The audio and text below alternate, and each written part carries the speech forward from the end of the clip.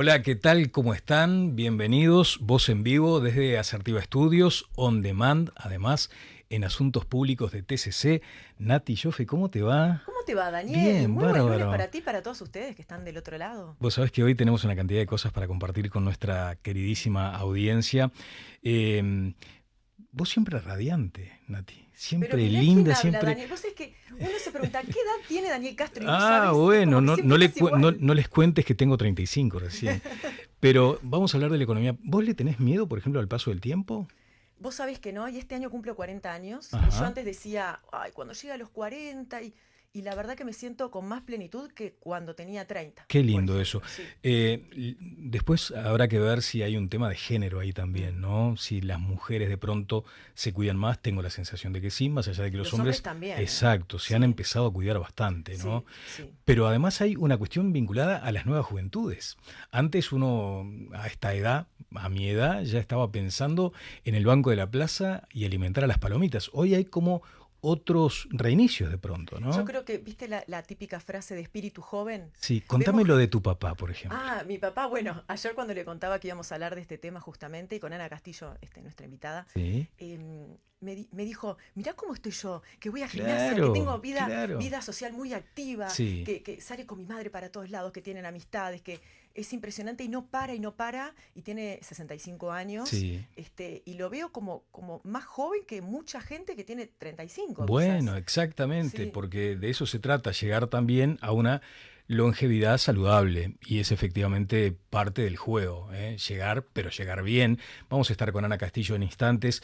Estamos comenzando además una semana marcada por un frío cruel, uy, sí, un frío criminal. sí. Y criminal, y lo digo literalmente, porque hemos tenido fallecimientos de personas, van 4 personas, y el invierno apenas comenzó.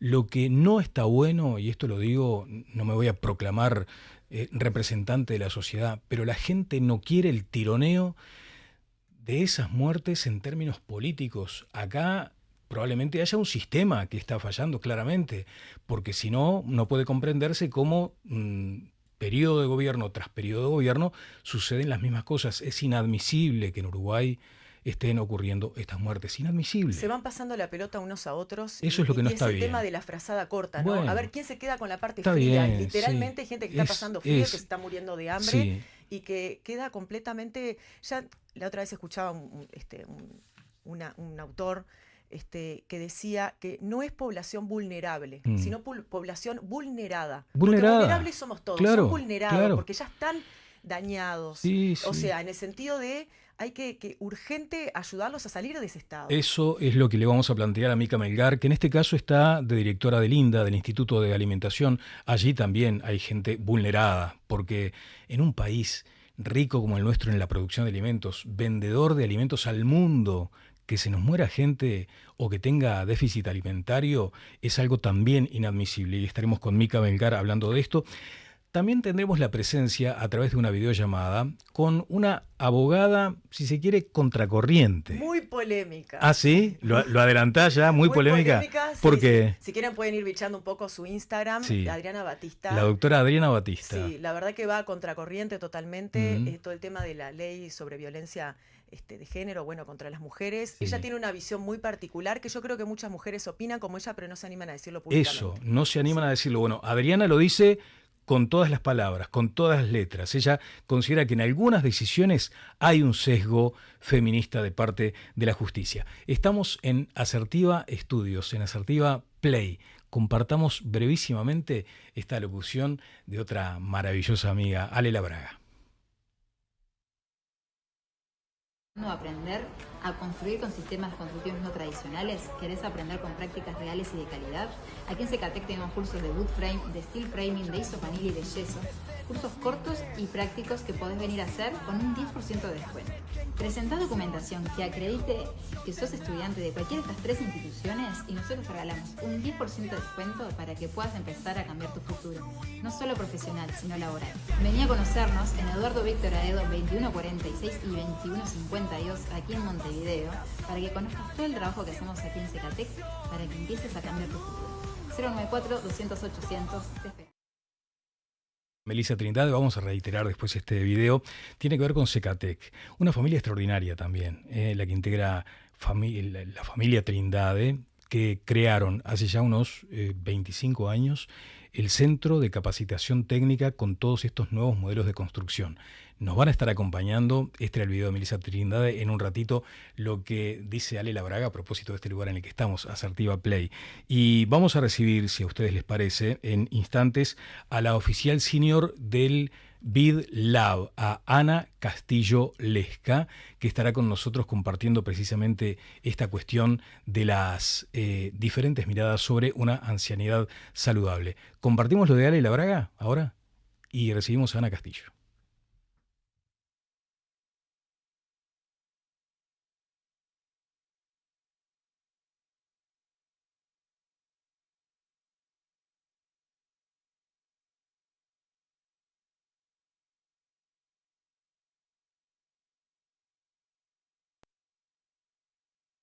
Hicimos un largo camino para posicionar y desarrollar tu marca en la era digital. Creamos comunicaciones creativas, eficientes y empáticas que vinculan con tu público. En Agencia Asertiva hacemos comunicación que conecta. Asertiva.uy. Sumate a esta mesa, Ana Castillo Lesca. ¿Cómo te va, Ana? Tomá asiento por Ana? aquí. Ya estás con el cafecito. Ya con el servida. café. Qué bueno, ¿cómo te va? ¿Bien? ¿Andás Estaría bien? con el mate, pero viste que no era más difícil de traer. Salúdense tranquilamente, ¿Cómo estás? porque esto Muy bien, vos, bienvenida. tiene que ver con la esa modalidad nueva, ¿viste? Totalmente. Total, relajado, natural. Exactamente, acá estamos. Que tu hijo, si se quiere, fue un poquitito pionero también en esto, Fue ¿no? un poco pionero. En realidad creo que inspirado sobre todo en lo que había pasado durante la campaña electoral en Argentina. Claro. Que hubo realmente una explosión de boom. programas vinculados a política y sobre todo creo que lo interesante es darle espacio a otras voces, ¿no? Claro. Y las voces de los más jóvenes. Sí, Entonces, creo que totalmente. ahí creo que, bueno, logró su fuente de inspiración. Totalmente. Bueno, vamos a tener a Bauti y Gil Castillo en algún momento aquí por acá también. Veníamos hablando con Nati esto de las nuevas juventudes. Primero, vamos a la formalidad, si te parece, Ana. El BID está presente en Uruguay hace muchos años. El BID Lab de pronto es como una innovación dentro del banco y vos sos oficial senior, o sea, tenés, entre otros asuntos, esto de la economía plateada. Sí, venimos efectivamente, a ver, el BID está presente hace muchos años y, como yo digo siempre, ¿no? El triple desafío que significa el envejecimiento del lado de la salud, las pensiones, los cuidados, es algo que la agenda del BID ha estado presente, diría que por lo menos en los últimos 50 años, o en casi todos los años de la existencia del banco. Lo que realmente, a ver, lo que empezamos a ver y sobre todo a analizar a partir del 2019 es que América Latina, que era una región, si se quiere, joven, todavía es una región joven, porque en promedio, digamos, solo 2 de cada 8 personas son mayores de 60 años, pronto será la tercera región con más personas mayores de 60 años, ¿no? País de viejos, como se dice. La región Suena- de viejos. suena feo. Y en el caso de Uruguay, bueno, esa realidad ya está. Entonces nos dio, digamos, de alguna manera como para poder ser el primer lugar para dar ese impulso, ¿no? Claro. O sea, datos de censo 2023. Exacto. ¿Ustedes saben cuántos mayores de 50 hay? A ver. El 20%, ¿no? Más. ¿De 50? Más. Más del 20%. De 50 son 33% de la población. Sí. Más El de 1 censo- millón de personas parece? tienen más de 50 años. Tremendo, tremendo. El censo marcó claramente que tenemos un reto demográfico, desde el momento en que el principal titular era que había muerto más gente que la que había nacido. Ahí nos somete a un estado de tensión Sí, como y sociedad. de alguna manera quizás no descendimos tanto porque hemos sido un país abierto a la inmigración, ¿no? Exacto, esta nueva ola migratoria ha ayudado. Totalmente. ¿Y cómo hay que abarcar esto de la economía plateada que mueve billones, no millones, billones de dólares en el mundo, ¿no? Sí, incluso voy a decir en Uruguay, ¿no? O sea, hay un dato de un estudio que hace el BID, el grupo BID, Ujú. con Data 8, que es una empresa consultora, y habla del valor de la economía plateada, pero esto es un número.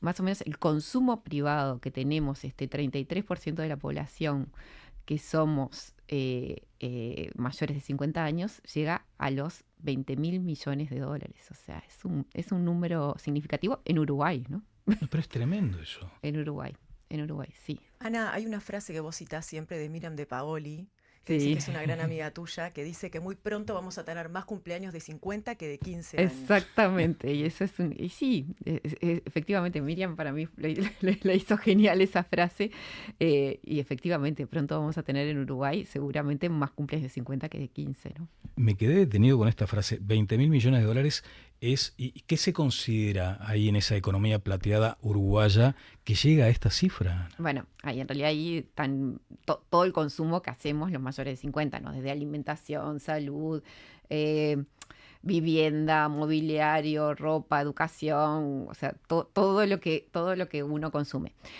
Hay quizás ahí, obviamente, algunas diferencias de patrones, ¿no? Y de hecho, la verdad que ese estudio es súper interesante, analiza Uruguay, Chile, Argentina y Colombia. Y una de las cosas que muestra es que, en realidad, comparado, cuáles son las diferencias en consumo de los más 50 respecto de del total de la población, Claro. ¿no?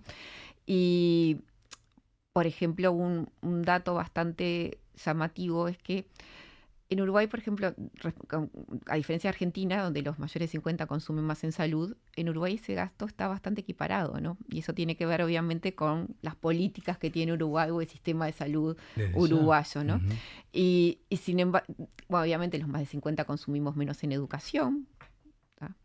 Lo cual debería ser una tendencia que se vaya revirtiendo por Sí. esto del lifelong learning. Exacto, ¿no? hay que estar todo el tiempo aprendiendo. sí. También hay mucha diferencia en lo que tiene que ver con habitación. Y yo creo que eso tiene que ver con que los mayores de 50 seguramente concentren la mayor parte, o sea, por un tema de acceso y un tema de costo de la vivienda. Acá localmente concentramos una mayor parte comparado con otros países. Entonces, hay ahí, la verdad, datos súper interesantes.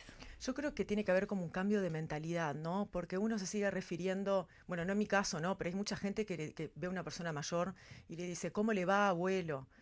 El término Abuelo abuelo, es cuando fan- capaz que ni siquiera tiene nietos, y es como una suerte de reducción que hace de esa persona mayor, como que no pudiera tener actividad o que como que su rol fuera ser abuelo. Sí, nada a más. ver, hay Eso es el edadismo, ¿no? ese es Además. el edadismo, exactamente. Mira, hay un podcast que se llama Data Desatada, que lo hace un famoso publicista argentino, es muy, muy, muy bueno, y su primer capítulo de ese podcast habla justamente del envejecimiento, el edadismo, etcétera. Y él decía que en sus 40 años de trayectoria nunca le había llegado un briefing, ¿no? de una marca mostrando una persona mayor de Claro, 50, ¿no? claro. En general. Y bueno, y él decía, quizás este sea el motivo por el cual tantos proyectos fracasan, ¿no? Ujú. Porque no le están hablando al público correcto. Claro, y Uruguay está advirtiendo esas oportunidades, Ana, porque acá tenemos un ecosistema emprendedor que está todo el tiempo buscando sus nichos de mercado, buscando sus modelos de negocios, y acá tenemos claramente un segmento importante. Yo creo que, a ver, desde el trabajo que ha hecho Endeavor y Uruguay Seniors en pensar en grande, de alguna manera lograron en poquito tiempo posicionar el tema en la agenda, ¿no? Ah, claro. El tema está en la agenda pública. Hay incluso una propuesta de proyecto de ley de fomento de la economía plateada que está en estudio del Parlamento. Se habla del tema de economía plateada, por lo menos los que estamos vinculados al ecosistema emprendedor y innovador, la gente habla de economía plateada. Falta quizás, a ver, estos son temas que no se cambian de un día para otro, ¿no? Es como, o sea, tuve la suerte de trabajar hace unos años en temas de emprendimiento femenino, ¿no? Y es una agenda que hay que seguir trabajando. Claro, ¿no? claro, claro. Sobre todo visibilizar casos de éxito, mostrarles a las empresas el cómo pueden hacer para llegar, o sea, y el valor que hay en este mercado, que si no lo atienden, a ver, con una mirada específica, ¿no? O con una mirada universal donde estemos todos comprendidos, ¿no? Claro, ¿Qué propone en particular el proyecto de ley que estás haciendo mención? Decime tres así. El proyecto de ley tiene dos partes. Una que a mí, una que tiene que ver con un poco lo que se hizo desde Endeavor, que fue promover aquellos que busquen soluciones innovadoras para los desafíos que tiene la población más 50. No, originalmente empezamos más 60 y después fuimos bajando, diría más 50. Y después tiene un segundo componente que tiene que ver con el fomento del emprendimiento de las personas grandes que empiezan a emprender y que empiezan a emprender desde distintas situaciones. De repente, y esto es algo que hemos conversado bastante con otras personas que tenemos cierta sensibilidad con el tema, ¿no? En el interior particularmente hay muchas mujeres que no se han dedicado a las tareas de cuidados o han trabajado en la economía informal, Claro. y llegan a los 50 años y emprenden por necesidad. Entonces, ¿cómo puedo dotarla a esa persona de las herramientas, de la asistencia técnica, de la capacitación, incluso del acceso a financiamiento que necesitan para desarrollarse? Y después hay otra situación que es los más 50 que o ya han emprendido en el pasado o quieren, o por ahí salen del mundo corporativo y quieren o buscan también en emprendimiento una oportunidad para poder seguirse manteniendo activos dentro del mercado. Entonces también hay cosas, o sea, hay instrumentos. No es lo mismo si yo trabajé de profesional en, no sé, en una empresa X a las habilidades, las aptitudes emprendedoras que necesito desarrollar. Entonces el proyecto de ley toca esas dos como dimensiones, ¿no? Exactamente. Porque además, no sé, ahora no voy a recordar el nombre de la película, pero cuando ingresa un senior a una compañía potente, vinculado creo que al mundo de la moda o de la publicidad, ¿no? La hija creo que Sí, y era una mujer muy vigorosa, muy joven, y de repente lo mira con cierto desdén, ¿no? Al nuevo empleado, que ya era un veterano.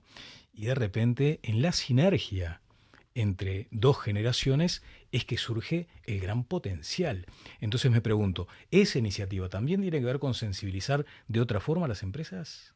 No específicamente en el proyecto de ley, pero yo creo que sí, que hay un movimiento cada vez más activo en las empresas, y hay algunas empresas que están empezando a hablar de esto, del valor de la intergeneracionalidad, ¿no? Claro.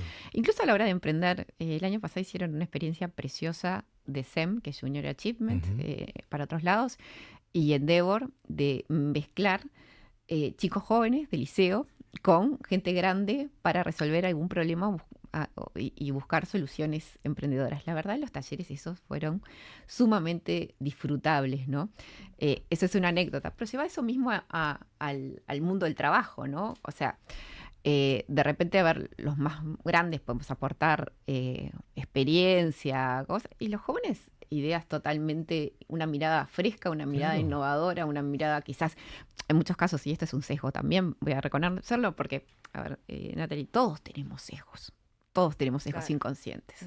Entonces, cuando yo te digo, bueno, por ahí una persona mayor no es tan afín a la tecnología, mentira, o sea, depende. Y además, cuando hablamos de mayores, hablamos de un conjunto muy heterogéneo, ¿no?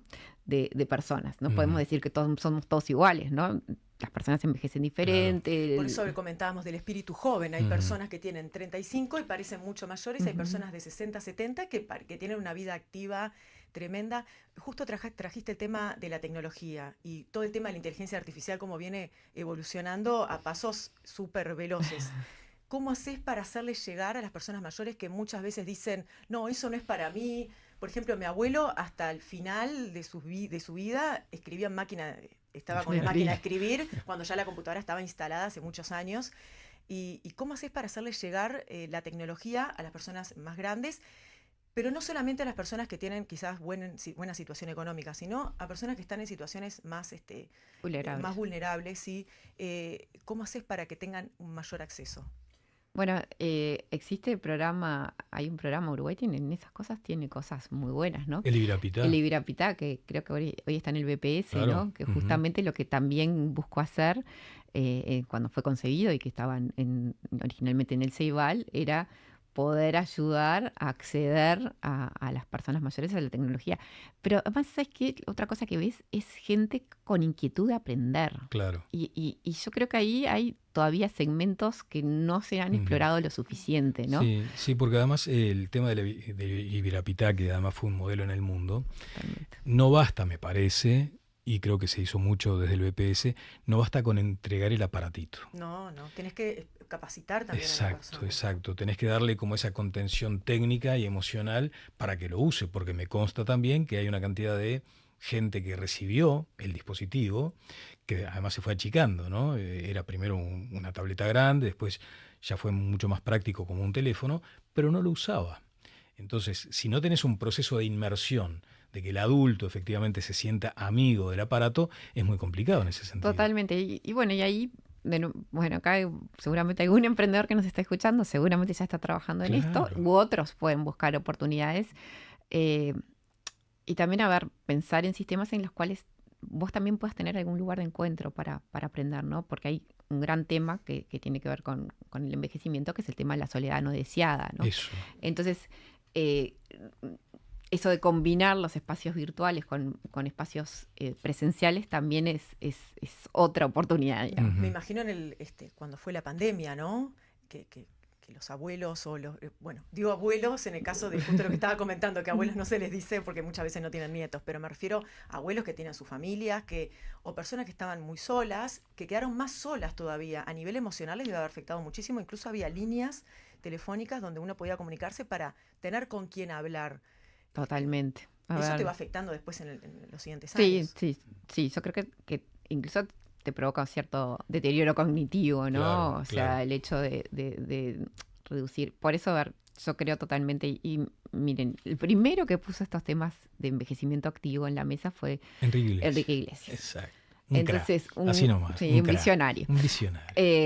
Y yo creo que eso, todavía es una agenda que sigue permanente, que se sostiene y que cada vez va a agarrar más relevancia en la medida que nuestra población se vaya envejeciendo cada vez más, ¿no? Totalmente. Bueno, Ana, muchas gracias. ¿Sos mascotera? ¿Tenés bichos? ¿Sabes qué? No. Tengo... Bautista Gil tiene un gato que vino un poco accidentalmente a casa. Y después los gatos se te apoderan, ¿viste? ¿No? Y bueno, y yo que no, justamente los gatos no me gustaban. No te gustaban y ahora pero estás encantada. sí, con ¿Viste? este hace 10 años que está Claro. en casa y sí, viste que yo digo que no es gato, que parece más perro que gato, porque te acompaña para todos lados. Pero no, viste que viviendo en apartamento no es tan complicado. fácil. Pero quería hacer el enganche por lo que decía Nati, además, y lo que tú mencionabas, este asunto de la soledad, que muchas veces sí está bien tener como mayor, contacto social a través de los dispositivos. Una mascota muchas veces te salva también. Totalmente, ¿no? El asunto es elegir bien. Y mirá vos, me voy a ir al bar, voy a saludar porque además están Valen, está Lu, está Mateo, agradeciéndole allí están, agradeciéndole a Ana Castillo por estos minutos tan valiosos, porque habíamos hecho una encuesta ya con otro aspecto, ¿no? O sea, está muy bien tener una mascota que muchas veces te acompaña, te asiste. El asunto son las razas peligrosas. Vamos a estar tratando, Nati, si te parece, Sí. en el próximo programa, este asunto de regular o no las razas peligrosas. Creo que Pedro Bordaberry, de hecho, ha presentado una iniciativa en ese sentido. Pero habíamos hecho como una especie de ensayo de encuesta, que creo que lo tengo ahí. ¿Así? ¿Está ahí? A ver, razas peligrosas, regular su tenencia, y sobre esta base vamos a estar trabajando para el próximo programa, para que nos aporten la opinión a través del 098. 098-120-123, nos pueden escribir al número de WhatsApp, mandar sus inquietudes, pueden también plantearnos preguntas para que le hagamos a los invitados, Claro. y van a haber sorteos también. Bueno, a través del 098-120-123 va a haber sorteo. El primero de ellos, un fin en el Enjoy, ni más ni menos. Yo quiero participar también. Somos todos los que nos estamos anotando, pero en la letra chica dice que nosotros no podemos. Así No que, vale. Ana, muchas gracias. No, Muchas gracias gracias, a Ana. ustedes. Siempre tan lindo, Daniel, compartir, y Natalie, la primera vez que nos encontramos. Es verdad, pero mucho gusto. un placer, la verdad. Conversación distendida, como Bueno. tú lo presentaste. Contá con este espacio cada vez que sea necesario. Vamos ahora a otro de los asuntos que vendrá más adelante y tiene que ver con esta abogada, le habíamos dicho, Nati, contracorriente. ¿no? Contracorriente, Contracorriente polémica, total. sí. A ver, Adriana vamos. Batista. Adriana Batista, vamos a ver un video de su Instagram.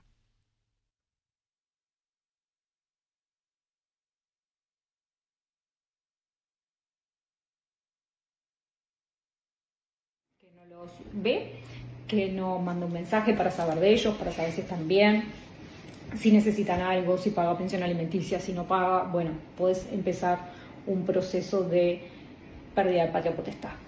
Sí, es un proceso donde interviene una defensora para los menores o el menor en el caso que sea, y comienza el proceso judicial y es muy sencillo. Se entrevistan con el menor, en caso de que el niño pueda expresarse, le preguntan si quiere vincularse. Me tocó un chico de 14 años que nunca conoció a su papá y la respuesta fue contundente: no quiero saber nada de mi padre y ya está, quiero que me otorguen la pérdida de la patria potestad. Así que básicamente es un proceso que te demora 1 año, no más. Siempre los procesos dependen de la agenda del Poder Judicial, eso les quiero aclarar, ¿no? Porque no depende de nosotros. Fuiste denunciado por la ley 19.580, te llaman de la seccional y... Bueno, aquí estábamos escuchando, ya está Micaela Melgar con nosotros, Mica Melgar, que es la directora actual del Instituto Nacional de Alimentación. Mica, ¿cómo te va? ¿Cómo andás? Muy bien, muy buenos días. ¿Accidentada ahí? ¿Qué pasó? Bueno, uruguayés. Uruguayeses, Absoluta, uruguayeses. ¿Qué total. pasó? Estaba haciendo algo que no debía, que era atender el teléfono por una situación de calle, Ministerio de Desarrollo Social total. Corté pensando en eso y mate. Mate, el agua hirviendo, es una cosa... Bueno, esperemos que vaya sanando pronto. Todos tenemos esa Sí, marca. pero totalmente, sí, queda para siempre. Bueno, Mica, vos lo mencionaste, hay una situación, vamos a hablar contigo del rol del Estado a la hora de alimentar, ¿no? Sí, sí. Y además lo plantean ustedes desde el INDA como un derecho innegociable. O sea, no puede ser, decíamos hoy al comienzo con Natalia, que en un país productor de alimentos, rico en la venta de alimentos al mundo, se nos muera gente de hambre o por lo menos la pase mal. El déficit alimentario que tiene, digamos... Yo no digo, no quiero, ojo, no quiero dramatizar, no quiero que esto se transforme en una especie de gran tragedia, que en Uruguay se están muriendo de hambre, pero hay vulneraciones importantes en varios sectores de la población. Pero dijiste lo de la calle. Sí. Y otra cuestión que, viste, como uruguayo, ciudadano común y corriente, viste, yo qué sé, decís, ¿cómo puede ser que en Uruguay muera gente de frío en la calle? Sí. Bueno, de hecho...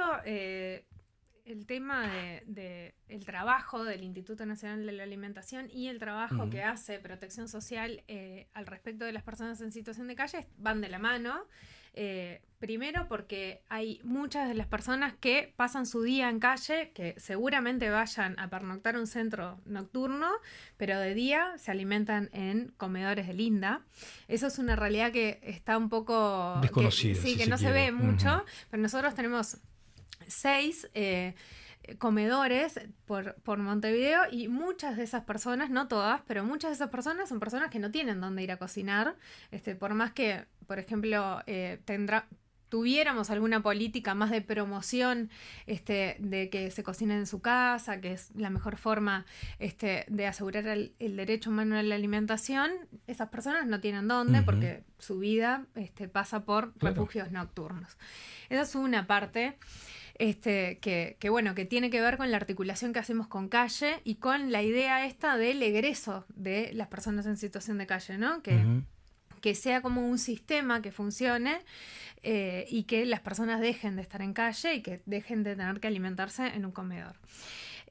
Después hay otras modalidades de centros de atención de calle donde las personas cocinan, donde se da que existen, el INDA brinda insumos secos, por ejemplo, y frutas y verduras, y la gente elabora sus alimentos, y allí la dinámica es muy diferente y muy superior.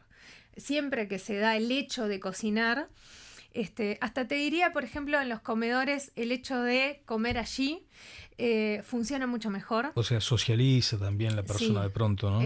Sí, siempre es mucho mejor que el hecho exclusivamente de brindar una alimentación, una vianda.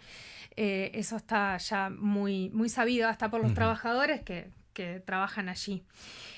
Vos decías, es una tragedia que en un país que tiene posibilidades de producir, porque si uno ve la alimentación tiene que ver todo, ¿no? Desde la producción hasta el consumo, las posibilidades de compra, los precios de los alimentos, a dónde se va lo que producimos, los intermediarios, cómo acortar esas cadenas. En todo eso nos tenemos que meter siendo INDA. Claro. Nosotros estamos trabajando mucho y queremos ponerle foco a la ley de compras públicas que nos permite promover la compra a pequeños productores, por ejemplo, que muchas veces no compiten cuando queremos hacer grandes licitaciones públicas, ¿no? El INDA, imagínate que compra toneladas sí. ¿Vos sabés que de insumos. Claro, estaba viendo de qué forma también el sector empresarial, el sector privado puede formar parte de esto, porque en algún momento también estos asuntos deberían ser como una causa nacional. Sí, ¿no? totalmente. ¿Ustedes notan que allí hay margen como para actuar de otra forma con el sector privado? Sí, yo creo que sí. Bueno, primero promoviendo todo lo pequeño, lo que va de la producción a la venta sin intermediarios. Ahí hay que primero promoverlo desde la compra, desde el mismo Estado, después promover su asociación para que se fortalezcan, y después sentarnos en una misma mesa con otros actores, ¿no? Allí el actor clave es el Ministerio de Ganadería, Agricultura y Pesca, que tiene mucha voluntad en este periodo de trabajar sobre la soberanía alimentaria. Lo ha planteado directamente el ministro Frati. Nos hemos sentado a trabajar con Matías Carámbula. Sí, con el subsecretario. ¿Qué es seguridad alimentaria? Bueno, o sea, la soberanía alimentaria, ¿cómo debe decodificarse por parte de quienes de pronto no estamos en ese detalle? Bueno, para decirlo simplemente es que vos puedas resolver, un país soberanamente pueda decidir al respecto de su propia alimentación y que no sea impuesto las decisiones, que no sea impuesta por determinados factores, ¿no? Puede ser la industria, por ejemplo. ¿Qué come? ¿Cómo se alimenta? ¿Y quién lo define eso? Si lo definen las políticas públicas o lo definen terceros. Ahí tiene que estar mucho más presente el Estado, entonces. Claro. No solo al respecto de la dieta, sino sobre toda la cadena. Por eso nos vamos hasta lo productivo, ¿no? Y de dónde sale lo que producimos y lo que comemos.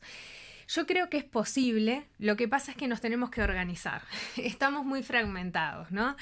Por un lado, el INDA está muy focalizado en personas en situación de vulneración de derechos, organizaciones sociales que trabajan con personas en situación de derechos, porque, a ver, el INDA trabaja con 500 organizaciones, 514 organizaciones. O sea, es el número, no es al azar. No, 514 organizaciones sociales, aparte de tener 56 merenderos por todo el país, que coordina con todas las intendencias. O sea, es una institución enorme que mueve toneladas de alimentos por todo el país, que tiene un sistema nacional de alimentación en Montevideo con diversos formatos, que es la forma de alimentación que tiene todo el sistema de calle de Montevideo y algunas otras instituciones. Pienso en Mujeres, pienso en alguna colaboración con Fiscalía. O sea, es una organización enorme y ni picamos, quiero decir yo, en lo que significa el problema del hambre, el problema de la inseguridad alimentaria.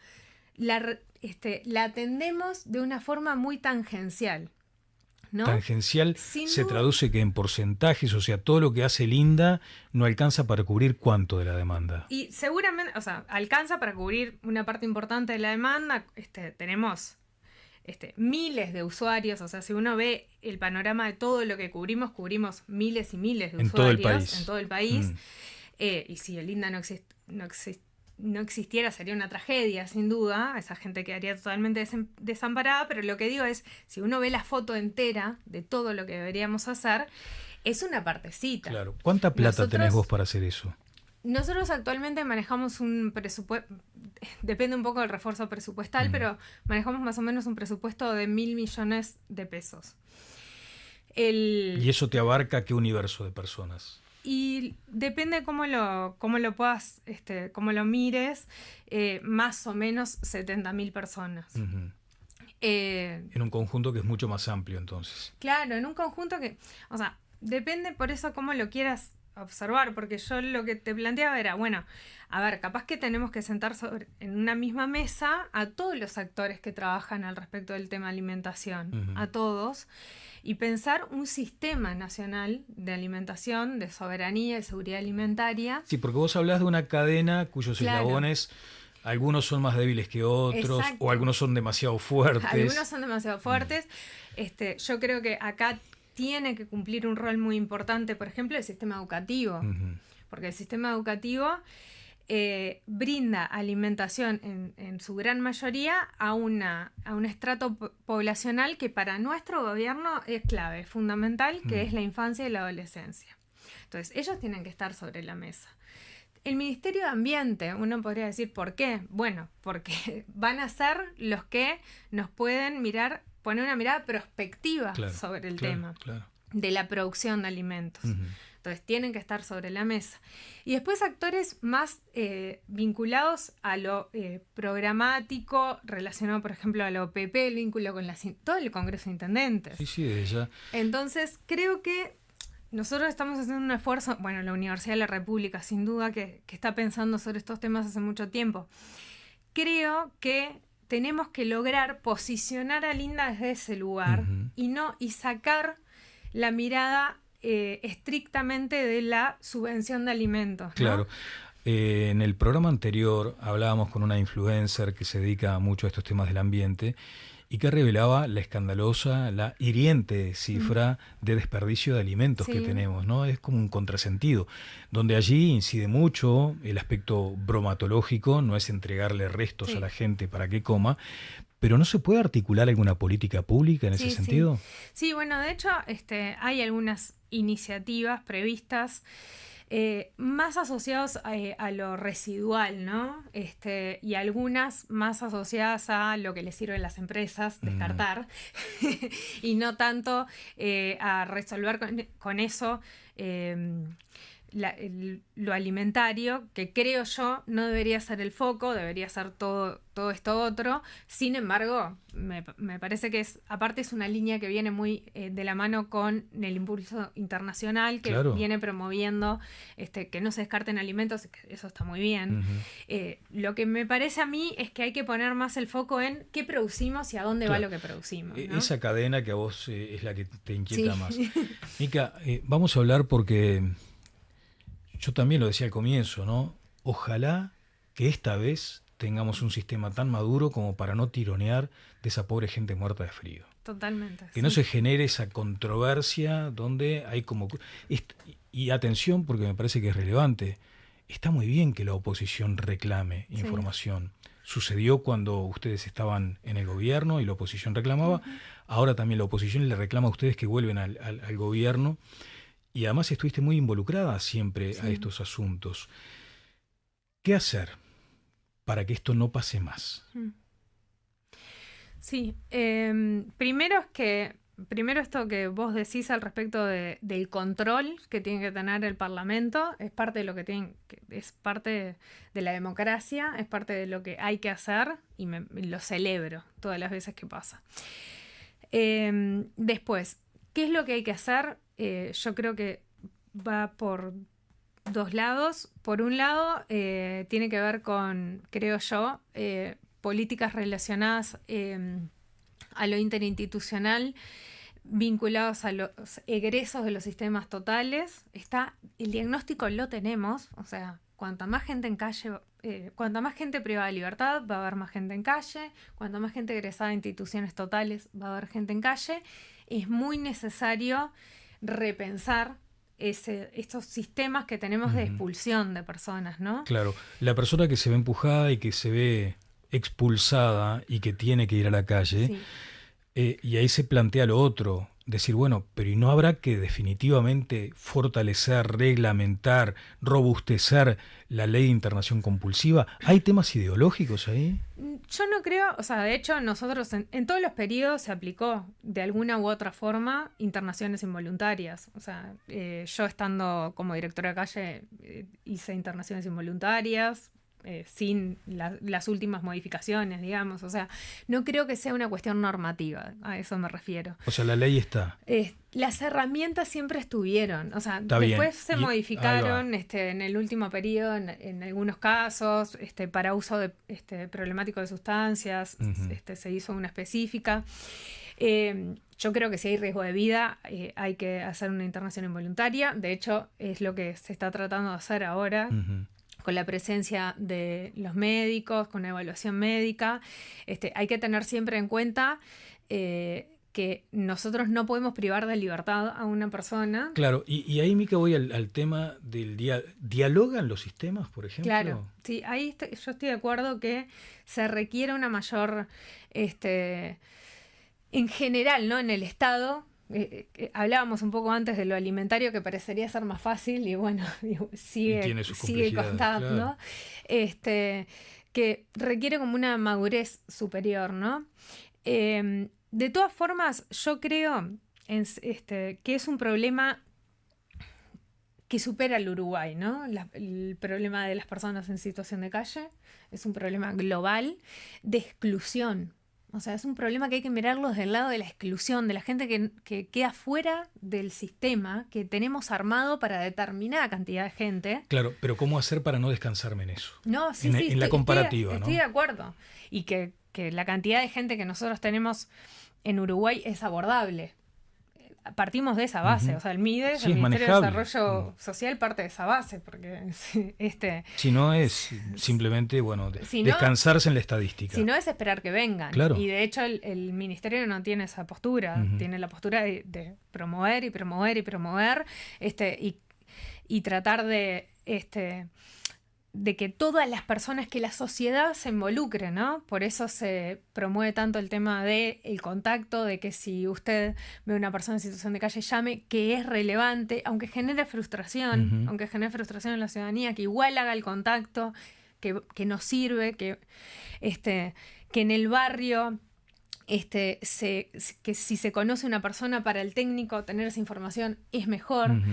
Yo entiendo que es abordable el problema, es difícil, pero es abordable. Sí. En este periodo, sí. Con esa base, además de que dialoguen mejor los subsistemas, ¿no? Sí, por decirlo de alguna forma. El MIDES no puede mandar preso a nadie, pero de pronto sí el Ministerio del Interior en mejor diálogo con el MIDES y con salud pública, que es un factor fundamental. Claro.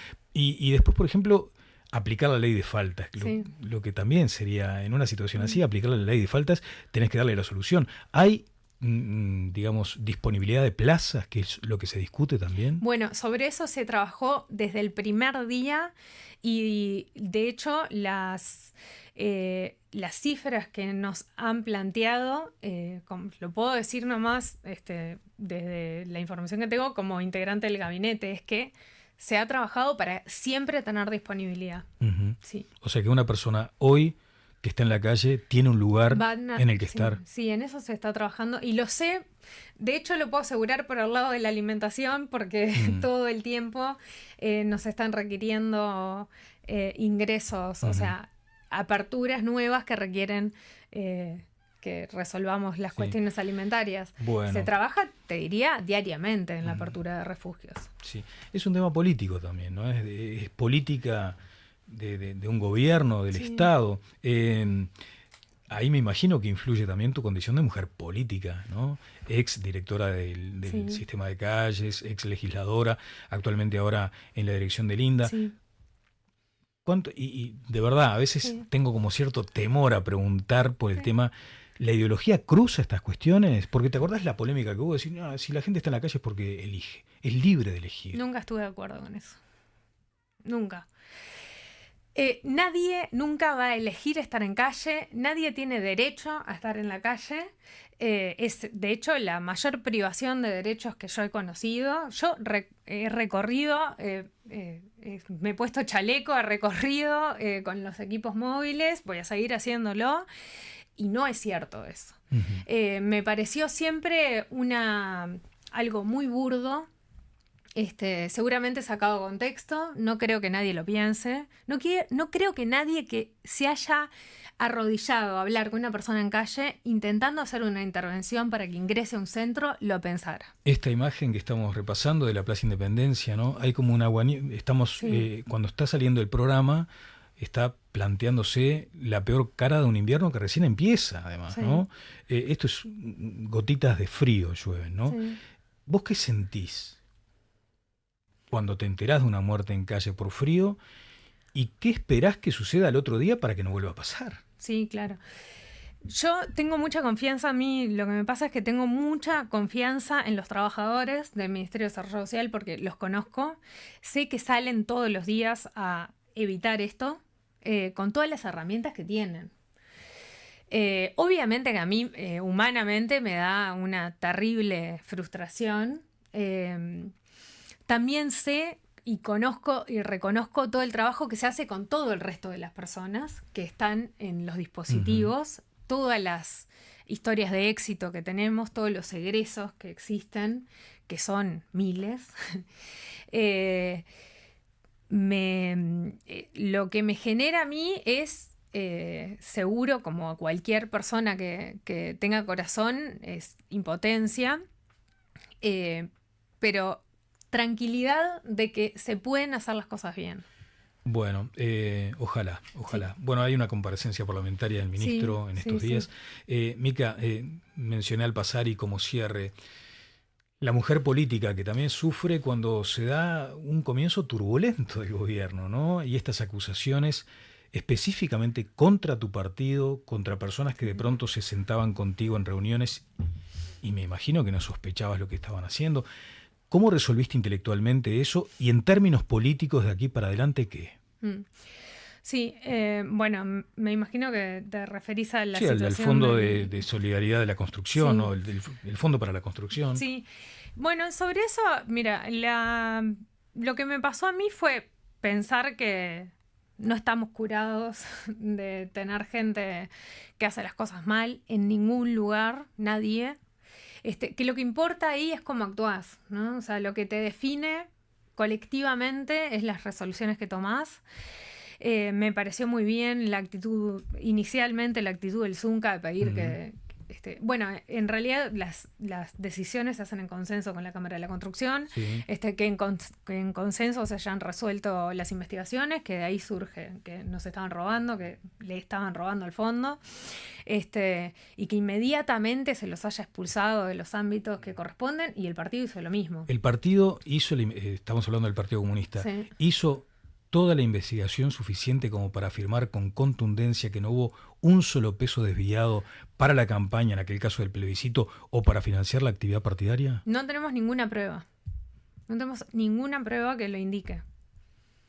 La ausencia de prueba no significa que eventualmente pueda descubrirse algo. No, claro, si se descubre algo hay que actuar en consecuencia, por supuesto. Y sin duda el partido ha estado absolutamente...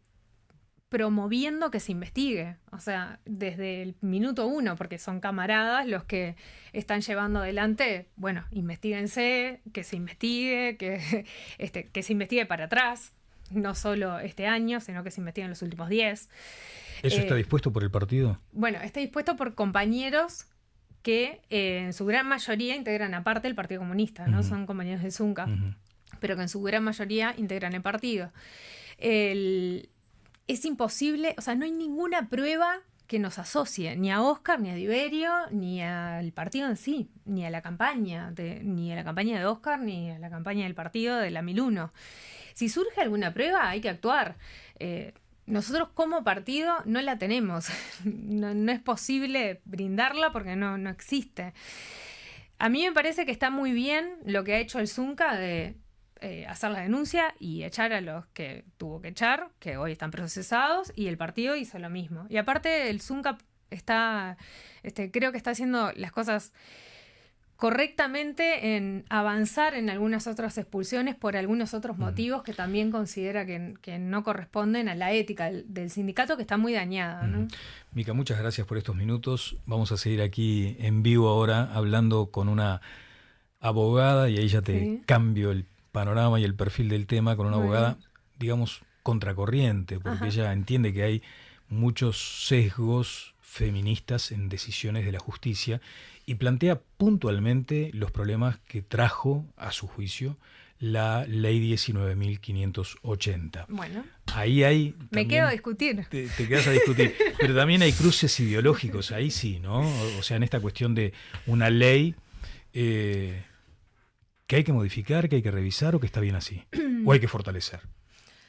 Yo creo que hay que fortalecer, pero estoy dispuesta a discutir, a ver cuál es, por dónde viene. ¿Por dónde viene la mano? Bueno, sí. Lo discutí mucho el periodo pasado. Sí, bueno, me consta por eso mismo. Así que bueno, la escuchás y en todo caso después retomamos el tema en alguna oportunidad. Micaela Melgar, la directora de Linda, estuvo con nosotros. Vamos a otro video de esta abogada contracorriente, como lo dijo Nati también. Sumo nuevamente a Natalie Joffe a esta mesa para hablar con esta abogada. Fuiste denunciado por la ley 19.580, te llaman de la seccional y te dicen que vayas, que tienes que firmar, que no pasa nada, que solamente te tienen que comunicar algo. Si pasa, ve acompañado, no vayas solo.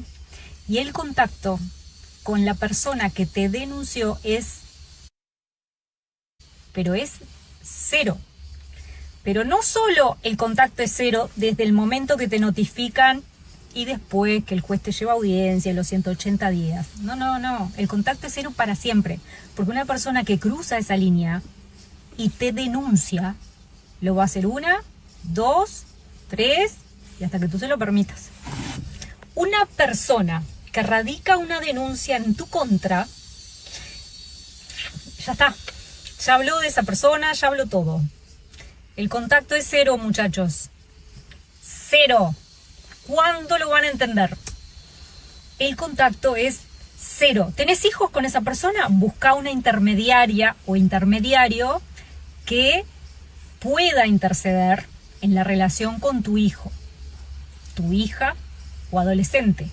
Y un profesional que acredite en un expediente los horarios de visita, pensión alimenticia y demás, pero tu contacto va a ser cero para siempre. Bueno, como dijiste, polémica. Polémica, sí. Y firme, convencida. Mira, yo te comento, Adriana Batista en su bio de Instagram, Sí. la parte de arriba donde uno se presenta, sí. dice, te ayudo a que archiven tu expediente si fuiste denunciado por la ley 19.580, que justamente es la ley de violencia hacia las mujeres basada en género. O sea que viene fuerte con este tema, Adriana. Bueno, ¿cómo te va, doctora? ¿Cómo andás? ¿Cómo les va? Muchas gracias por la invitación. Gracias a ti por estos minutos, porque además sabemos que la agenda es muy intensa. Decíamos, una abogada, no sé si antisistema, pero sí que va contra la corriente, y digamos una abogada que se entienda bien el término, machista en todo caso. No, para nada. Machista no, justa. Eso, a ver, ¿por qué entendés que hay que dar esta Defiendo pelea? lo que es justo. Sí. ¿Por qué, Adriana, ¿Por qué entendés que hay que dar esta entiendo? pelea? Sí. Porque considero que las denuncias falsas existen, que están ahí, afectan un sistema, que me cuesta confiar en las estadísticas que las niegan por completo. ¿Por qué?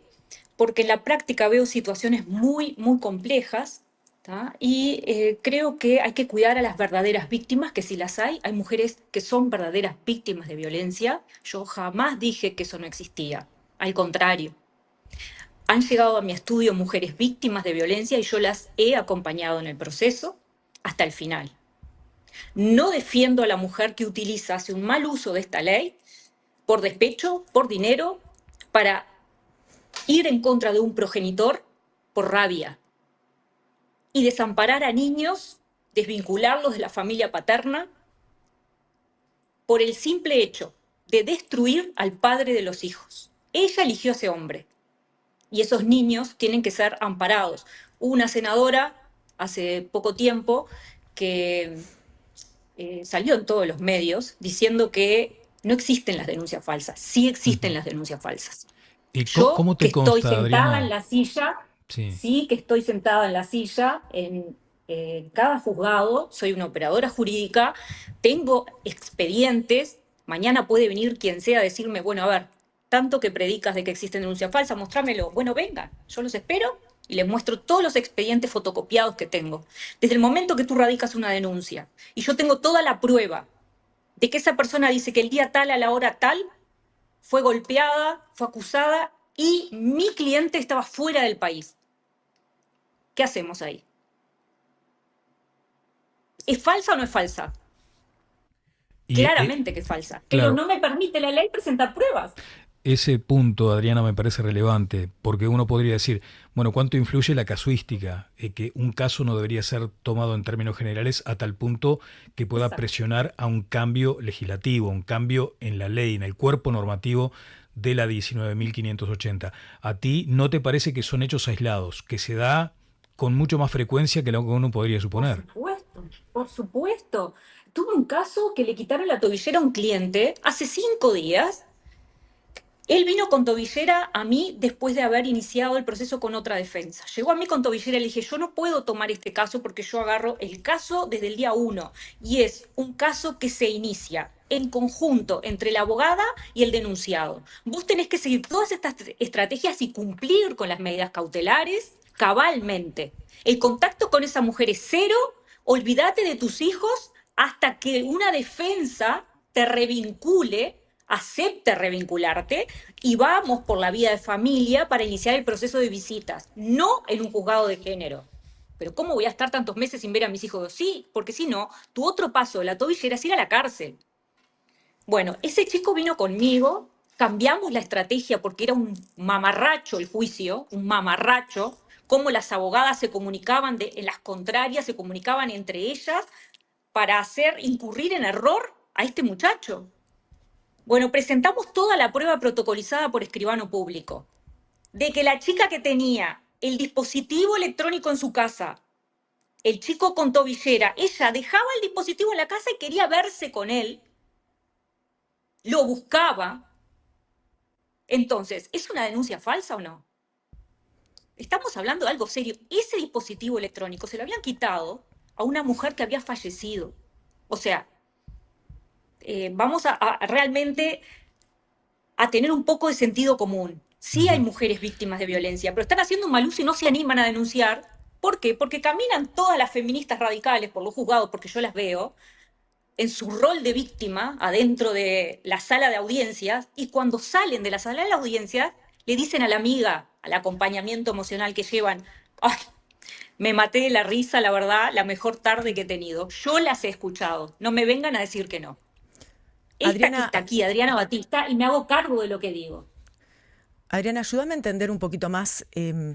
Tú planteaste que el hombre no tiene posibilidad de defenderse, no tiene posibilidad de presentar prueba en contrario. Imagino que te basas en el artículo 46 de la ley 19.580, ¿verdad? Exacto. Bueno, Sí, pero exacto. justamente la tengo acá presente y en el último, la última parte de este artículo dice, en todos los casos se respetará el derecho y el interés superior de las niñas, niños y adolescentes a dar su opinión, la cual deberá analizarse aplicando las reglas de la sana crítica. No será válido utilizar argumentos técnicos para disminuir la credibilidad de sus testimonios. Pero si tú planteaste la situación de el hombre que estaba fuera del país cuando la mujer le decía y lo acusaba de haber ejercido violencia física para con ella, y el hombre estaba fuera del país, esa prueba no la puede presentar porque de lo que comentás de que no puede presentar prueba en contrario, yo de este artículo no lo extraigo. Por eso te pido que me ayudes a entender lo que estás comentando. Bien. En este caso puntual y en todos los casos, yo presento la prueba igual, aunque el artículo no me lo permita. ¿Por qué? Porque el juez falla de acuerdo a la sana crítica. Un juez que tiene en mano una prueba tan contundente no va a desacreditar el testimonio de la víctima. No pero lo va a la sana hacer. crítica, ¿Por pero qué? perdón, la prueba, o sea, la prueba objetiva, digamos, es que el hombre estaba fuera del país. Si él muestra que tiene, no sé, muestra el pasaje, muestra que estuvo hospedado en un hotel, no sé, en Estados Unidos, por ejemplo, o en otro país, no importa. El sellado del pasaporte, por ejemplo. Claro, eso no es prueba objetiva. La sana crítica del juez El en todo sellado del caso le tendría pasaporte lo tiene, el sellado del pasaporte lo tenía él. Lo que yo tenía era el documento de viaje que él había salido, el pasaje, y se encontraba en Europa. La denunciante en la audiencia decía que pasaba por la casa, que pasaba por el colegio de las hijas, etcétera. Y la juez en esa instancia le dice, señora, ¿cómo explica usted esto? Dice, el señor no tiene incumplimiento de medidas, el señor está fuera del país. Y ella quedó en silencio, pero la juez no puede hacer más nada. Ella presentaba incumplimientos de medida, incumplimientos, y la juez dice, señora, no hay incumplimiento. Ahí la juez falla de acuerdo a la sana crítica, porque yo le estoy mostrando una prueba. Bueno, pero entonces esa es la sana crítica, tiene que fallar de fallar acuerdo a la sana crítica. Pero tiene que fallar a favor del hombre que presentó una prueba de que estaba fuera del país. ¿Cómo resolvió ese caso la jueza? En ese caso resolvió, la señora pedía prórroga de medidas cautelares innumerables veces, centenares de veces, y no hizo lugar a la prórroga. La jueza, en su fallo, textualmente dice que la progenitora está cubierta por el Estado. En su momento se le dictaminaron las medidas cautelares que la ley establecía, que es un periodo de 180 días y un radio de 500 metros, y que no hacía lugar a la prórroga nuevamente de medidas cautelares, dado a las circunstancias de que se encontraba el señor fuera del país, etcétera y demás. La señora apela, se va al Tribunal de Apelaciones, porque por supuesto furiosa de que el Estado no la amparaba, de que ella sentía miedo, etcétera, etcétera, y el tribunal falla, digamos, en un todo, haciendo, digamos, alusión a lo mismo que la acudo en primera instancia. O sea que la ganamos en primera y segunda instancia. Entonces, en ese caso particular. Entonces pudiste presentar prueba en contrario, o sea... Por supuesto. Entonces en ese caso, o sea, yo no estoy... En ese caso, no pero estoy ahí no está estoy hablando queriendo el generar testimonio de las discusión. víctimas. Sí. No, pero vos me estás leyendo ahí el relato de las niñas o adolescentes, y eso pasa en los juicios orales cuando tengo un abuso sexual. Ahí no puedo presentar relatos técnicos que desacrediten la versión de las niñas o adolescentes en una metapericia. Yo no puedo presentar una metapericia, no me lo permiten. Pero tú al principio en un caso de abuso sexual. Tú al principio comentaste, estoy tratando de entender simplemente, por eso te hago estas preguntas. Al principio comentaste que el hombre nunca puede presentar prueba en contrario, pero en este caso sí presentaste prueba en contrario, válida, completamente objetiva, que el hombre estaba fuera del país sí, en el momento que supuestamente... Pero eso es una prueba válida, objetiva. Lo que me pasa es que yo no puedo presentar pruebas, discúlpame, porque me hiciste una pregunta y te la quiero contestar. Sí, sí. Yo no puedo presentar pruebas que digan, por ejemplo, él estando acá en Uruguay, la muchacha dice, él pasó por mi casa, él me pegó, él hizo esto y él está acá. ¿Cómo yo puedo desacreditar ese testimonio si no se cuestiona el relato de la víctima? ¿Por qué? Porque se da en un ámbito intrafamiliar, porque la violencia no se da en la calle, se da por lo general adentro de una casa, de un, sí, no hay testigos, no sé, de un lugar de la casa. Muchas veces se da ahí, a no ser que yo pueda probar y que existan cámaras de seguridad en una calle donde realmente sea la progenitora o la denunciante o quien sea que ataque al denunciado. Pero muchas veces no lo puedo probar, porque es lo que dicen las niñas, las adolescentes, la progenitora, la denunciante, etcétera, etcétera. Claro. No se puede probar. Adriana, hace un tiempo hablaba con una colega de ustedes y decía que el hombre ni siquiera podía presentar las imágenes registradas por las cámaras en su casa, que revelaban que la agresión en ese caso puntual era de la mujer hacia él y que él no pudo presentar esas pruebas que no fueron consideradas por la jueza y en el periodo previo por la fiscalía. Efectivamente entendés que una de las bases de nuestro sistema de derecho positivo, que es la presunción de inocencia, para el hombre, ¿está perforado ese principio hoy por hoy? Sí, por supuesto. Sí, por supuesto. El hombre está en un estado absoluto de indefensión. Llega a un juzgado perdiendo. Es como entrar a una cancha 3-0, siempre les digo. Entrás a una cancha 3-0.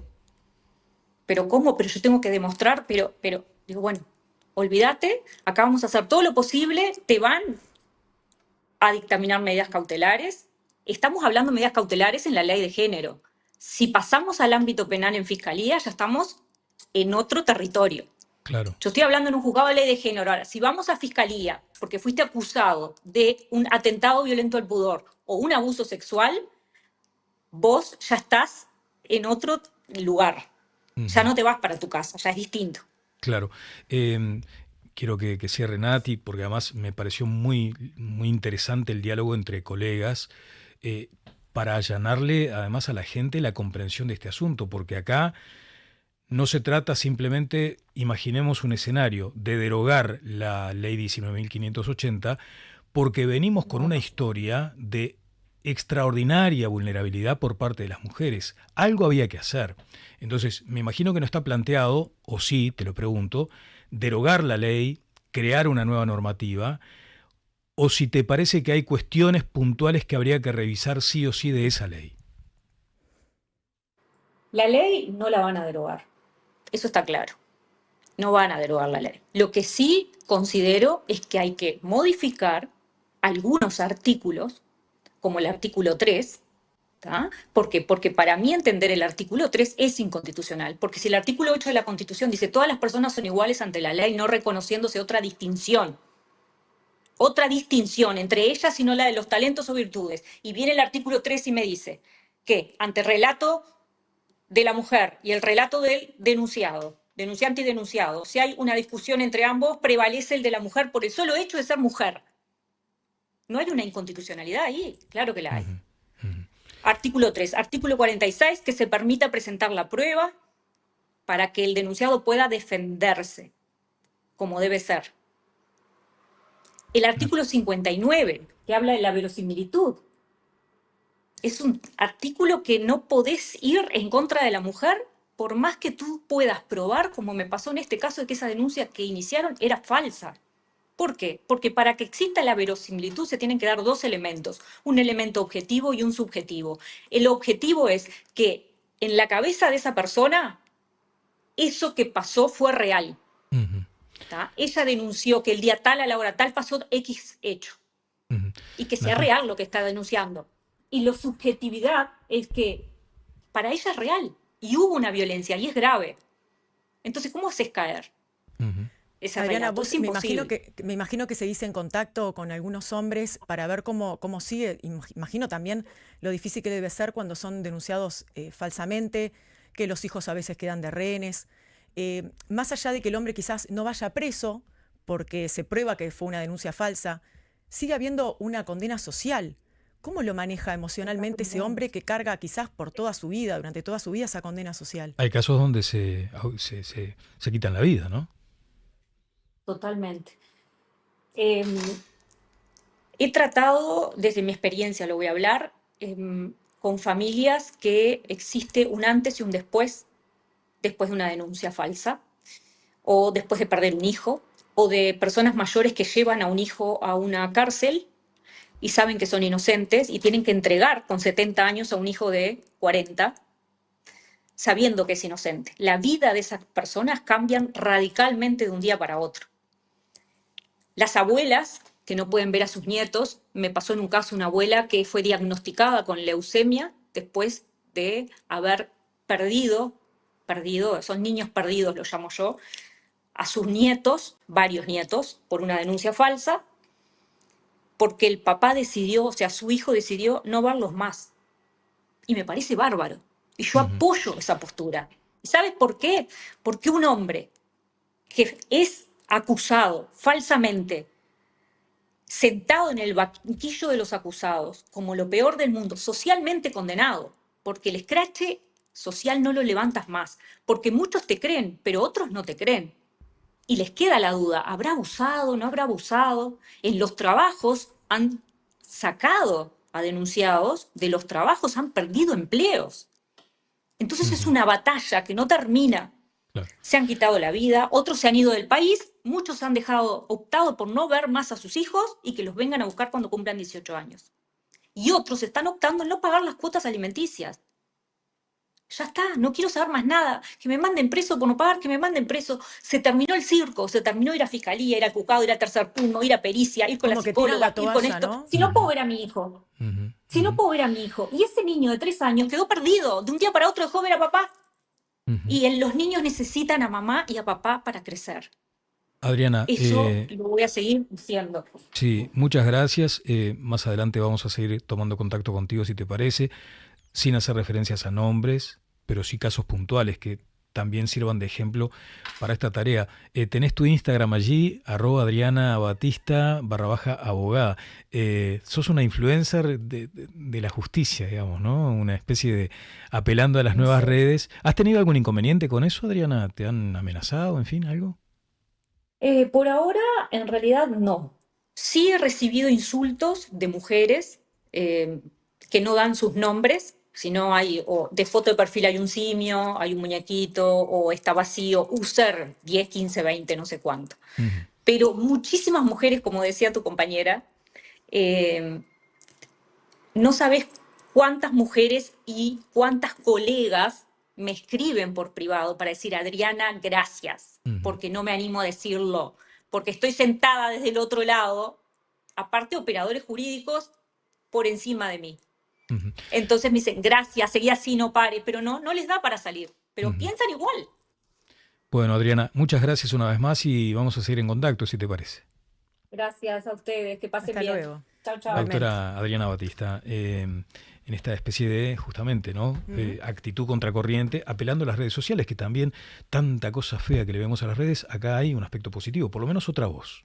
Es otra voz. Sí, dice frases muy polémicas que impactan, pero yo creo que muchas mujeres creen como ella, y va más allá de la mujer por ser mujer, si se le cree o no, que eso habría que cambiarlo, ¿verdad? Porque justamente el feminismo es el concepto del feminismo es reclamar la igualdad entre hombre y mujer, no es el feminismo en contraposición del machismo, no. El feminismo justamente es reclamar la igualdad entre hombre y mujer, y hay que ir en esa línea. Me parece genial. Bueno, quiero que me hables de tu otro rol, de ¿Cuál? tu otro sombrero, el de conductora de la previa de Gran Hermano. Bueno, no, conductora no, soy panelista. Claro, panelista. Conductores son Agustín Exacto. Gil y Eliana Dide. Exactamente. Pero en la previa, sí estás de panelista, tenés razón. Pues sabes que tengo esa curiosidad de saber si en Uruguay podría haber un Gran Hermano. Dámelo en un segundito, Tengo a Mateo Martínez. Mate, ¿cómo te va, queridísimo? ¿Cómo andás? Ahí en el bar. Buenas tardes para... Hola, Mateo. Buenos días. Sí, buenas lo que sea, porque viste que esto va on demand y después la gente lo ve cuando quiera, claro, ¿no? claro. No hay drama con eso. Decime una cosa, te voy a meter en un aprieto así, de pique, y bueno, salí como pueda, viste, como bueno, decimos en campaña, como gato entre la leña. Esto del VAR, está muy bien, la incorporación de tecnología, lo que representa eso como un efecto garantista sobre el juego, el concepto de la justicia. Ahora, el asunto es aplicarlo en qué condiciones, en qué canchas. ¿Vos estás de acuerdo con el VAR? Y yo creo que sí, yo estoy de acuerdo con el VAR. Mirá. Igualmente siento que en ciertos, como decís vos, en ciertas canchas, en ciertos contextos, a veces puede ser contraproducente el VAR, porque yo creo que se necesitan condiciones óptimas para que funcione bien, para que no haya... O sea, yo creo que se ve a veces poner en el fútbol uruguayo donde para un offside estás, no sé, 7 por minutos. Eso, sí, para trazar la línea y no tenés ni siquiera las líneas de la cancha bien demarcadas, ¿no? Claro, veía a Valen ahí con inquietud. Usted si quiere opine, ¿sabe, Valen? Usted tranquilísima, Opine del VAR también. No, tengo alguna dificultad ahí tengo un ruidito, así que vamos a cortar ese micro y en todo caso lo retomamos más adelante. Dale. Contame una cosa, Nati. Me estaba riendo porque Nubi, la directora de la agencia asertiva, se había asomado un poco. Aparece Nubi, miren qué divina el comisariato. Miren lo que es ella esta mujer. Ella sí es la directora del VAR. Agachate, Nubi, que no se te ve. Ah, sí, ahí. Hermosa, Nubi. ¿Cómo andás? La responsable de todo esto. Sí. La que, viste que... La que sí, la manda más, me encanta. Decime una cosa, Nati. Ya estamos cerrando. Sí. Ya estamos cerrando. Bien. Hoy dijiste sobre otro tema, tenía que ver con aquella cuestión de la longevidad saludable, la economía de plata. Decías que a veces hay que cambiar la mentalidad, que estamos muy como en esquemas, como en paradigmas, y que después hay que destruir. Con ese mismo concepto, ¿un Gran Hermano uruguayo te lo imaginas? ¿Cómo conectás un tema con el otro? Me encanta. No. Bueno, justo ayer fue el último programa de la previa en Canal 10. Mañana es la gran final de Gran Hermano. Se va a saber. Martes. Mañana martes van a quedar 3 finalistas y uno de ellos es Tato, el uruguayo, ¿Es Santiago el que Algorta. ¿Gana o no? Ojalá que sí. Mirá. Y la verdad que lo digo como expresión de deseo, no por ser uruguayo, sino porque creo que se lo merece. Es el participante favorito desde el principio de juego. ¿Y cuál fue la estrategia que usó? Mantener siempre el tema de la templanza fue su tema. carta de juego y siendo muy estratega. Y él lo reconoció hace poco, que él en el confesionario se sentó frente a cámara y dijo, yo pinchaba a los jugadores muy discretamente para que ellos se enojaran y así los iba sacando de a Así que uno. La verdad, una estratega, una brillante, estratega. sí. Pero no me respondiste la pregunta. Del Gran Hermano Uruguayo, Sí. bueno, justo ayer Santiago del Moro anunció en la cena que cuando entró en el programa a hablar con los cuatro finalistas en este momento, dijo que va a haber un próximo Gran Hermano donde van a poder participar gente famosa y gente no famosa, que ya podían anotarse en el casting. No habló de un Gran Hermano uruguayo todavía, Ahí va. pero se está hablando de que el año que viene, quizás a mitad de año, podría venir un Gran Hermano uruguayo. ¿Y vos ves las condiciones para eso? Ojalá, sí, totalmente. Tenemos personajes así totalmente, como pero para la casa. quizás sea en la casa de Gran Hermano de Argentina donde ya está todo, Ah, ¿no? Toda la infraestructura. claro, sí, sí. Imagínate que hay que contratar personas 24/7 No, es tremendo, es para que tremendo. estén todo el tiempo ahí atrás. Tremendo. Y la verdad que el fenómeno Gran Hermano es un fenómeno es lo más visto en la televisión, es impresionante, mueve pasiones, todo el tema del hate, del favoritismo, Claro. cómo las familias se involucran también desde afuera. Una uruguaya que fue muy cuestionada también por Selva sus Pérez. actitudes. Trabajé Selva con ella en Pérez. teatro hace ¿Ah, unos sí? años, sí. Es maravilloso. Es así ese como la ves, Es así es. como la ves, sí. Yo la seguía Lo por dio alguna... todo, lo dio todo, sí, exactamente. Selva. Bueno, Nati, me encanta estar otra vez contigo. Igualmente, y con todo el Dani, equipo. sí. Vamos a tener para el próximo programa este asunto, en tu condición de abogada además, ¿no? Porque a veces Sí. estamos, con mucha razón se dice, leyes hay, el asunto Claro. es hacerlas cumplir. Tenemos un cuerpo normativo extenso, ahora, algunas tienen que ser cumplidas. Por lo tanto, esa cosa de la hiperinflación punitiva por todo es una complicación. Se plantea la posibilidad de regular la tenencia de perros peligrosos, con los antecedentes terribles. Han matado a personas, han matado a niños, han mordido y provocado heridas que quedan marcadas para siempre en todo sentido, ¿no? La herida en sí mismo y la herida acá. ¿Hay que regular? Yo creo que se tiene que cumplir con el tema del bozal legal, en primer lugar, ¿verdad? Porque hay gente que dice, no, los perros tienen que ir libres por todos lados, en la calle, sin el bozal legal, pero hay Sí, vos razas tenés que que son meterle más un... peligrosas. Claro. O mismo ha pasado... Pero viste que vos, por ejemplo, Sí. no vas a tener a tu perro, a tu mascota en tu casa, con un bozal. No, adentro de la casa no. Está bien, pero viste por que dentro de la ejemplo, casa apenas te lo sacás ataca. de tu casa, entras en un ascensor. Sí, pero han con matado niños, por niños, ejemplo. han matado Por niños eso, en pero la ya casa. desde que salí... Sí, Ese es el problema, ese es el ¿viste? problema, sí. O sea, vos no podés tener a una bestia que en algún momento se descontrola y te termina matando niños. Y está en la casa, con el mismo niño que hace media hora estaba jugando, ahora lo mata. Por Pero eso es yo el creo que hay tema. muchas familias que dicen, bueno, a mí no me va a pasar hasta que pase. Ah, bueno, por eso. Entonces, si vos prohibís la tenencia,